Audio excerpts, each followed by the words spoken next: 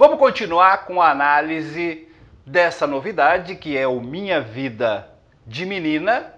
E agora a gente vai falar um pouco sobre o enredo, sobre os episódios, sobre os personagens, mas antes eu queria te mostrar um trecho da introdução do livro, de uma apresentação feita pela própria autora na primeira edição.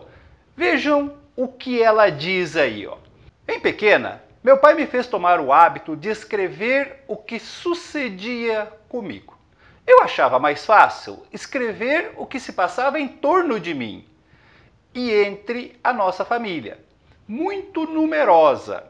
Esses escritos, que enchem muitos cadernos e folhas avulsas, andaram anos e anos guardados, esquecidos. Ultimamente pus-me a revê-los e ordená-los para os meus, principalmente para minhas netas. Nasceu daí a ideia com que me conformei, porque essa ideia não parece ter sido dela, né? O grande incentivador para publicar o livro foi o Mário Brandt, o seu marido. Então ela diz, nasceu daí a ideia com que me conformei de um livro que mostrasse às meninas de hoje a diferença entre a vida atual e a existência simples que levávamos naquela época. Não sei se poderá interessar ao leitor de hoje a vida corrente de uma cidade do interior, no fim do século passado. Século passado aqui é século XIX, o livro foi publicado no século XX.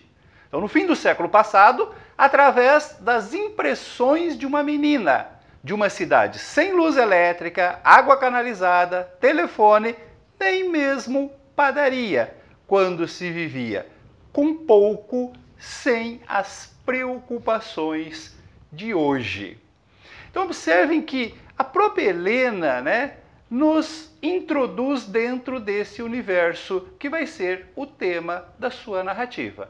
A vida de uma menina do interior que levava, no final do século XIX, uma vida bastante simples, mas extremamente feliz. Nesse terceiro e último bloco dessa análise do livro Minha Vida de Menina, nós vamos procurar destacar alguns tópicos que podem ser considerados polêmicos, que podem gerar uma discussão polêmica e, portanto, tem alguma probabilidade maior de ser cobrado numa questão de vestibular.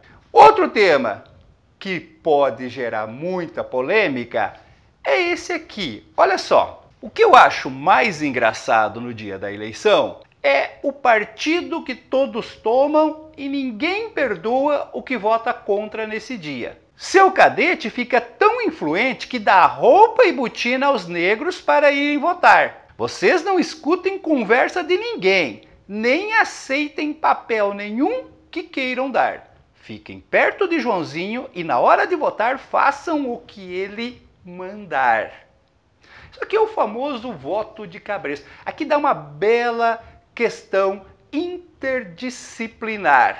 Tá? Uma situação bastante comum naquela época, em que os votos eram comprados livremente. Havia aqueles coronéis do interior, poderosos e tal. Existe isso até hoje ainda, mas não de maneira tão clara, tão explícita. E aí as pessoas meramente alfabetizadas acabavam votando sob as ordens daquele coronel, daquele comandante político ali. Então também um outro assunto, um outro tema muito característico daquela época, e que poderia ser discutido numa questão de vestibular aí. Bom, gente, é claro que teriam outros temas que a gente poderia, levantar, mas o que eu queria que vocês observassem é exatamente isso. Nós temos aqui uma narrativa que mostra uma situação muito característica de uma pequena cidade do interior do Brasil no final do século XIX.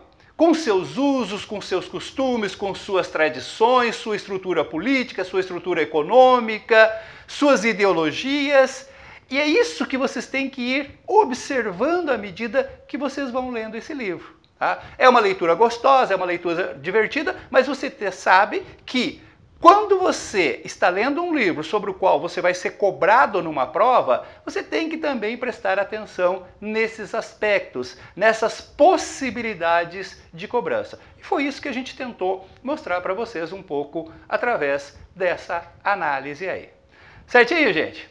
Eu vejo vocês numa próxima análise de obra literária. Um abraço!